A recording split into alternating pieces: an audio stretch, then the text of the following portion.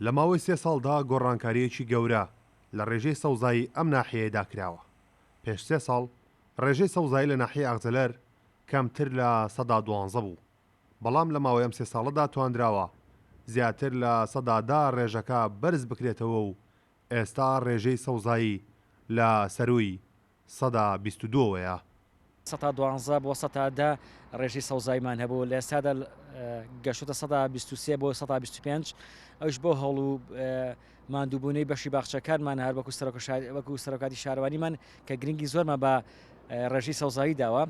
ئەم پرۆژەیەکی ئێستا دەستی پێ کردو کە لێرەدا ئەمێ ئاماژەیەکی پێ بکەم، ئەمە لەسەر ڕووبەری دەدۆنم زەوی لەسەر بڕیاری چاندنی لەسەر بڕیاری هەواڵی بەرزمان کاک باڤڵ تاڵەبانی بۆ هەڵمەتی چاندی 1 میلیۆن نمام. خۆشبەختانە سنوورەکەی ئێمەش پشکی شێری بەرکەوتووە.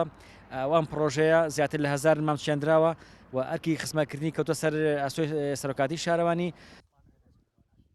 هەڵمەتی فراوانی سەرۆک بافڵ بۆ ڕواندنی 1 میلیۆن نەمام کاریگەری لەسەر ناحیەکە هەبووە. توانراوە لەو چوارچێوەیەدا 1000 نەمام لە ئاغزەلەر بنێژرێت. دەستخۆشی لە کاک بافڵ ئاوڕێکی جدی لە سروشت و دارستانی ناحیەکەمان داوەتەوە. ئێمەش وەک گروپی خزمەت و شارەوانی سەرۆکاتی شارەوانی هەستاین بە دروستکردنی ئەم پۆندە ئەلێرانەیە لە پێناو ئەوەی دار و دارستانی ناوچەکەمان و ئاژەڵی کێوی و ماڵی سوودی لێوەربگرێت.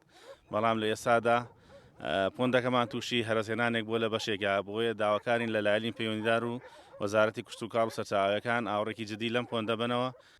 شارەوانی ئاغزەلەر لە ڕێگەی دروستکردنی بەنداوێکەوە لە هەوڵدا بوو ژمارەیەک دارستانی دیکە دروست بکات، بەڵام بەنداوەکە کەلێنێکی تێکەوتووە و زیاتر لە نیوەی ئاوەکەی ڕۆچووە. کارۆن محەممەد کورد، ساد نیوز، ئاغزەلەر.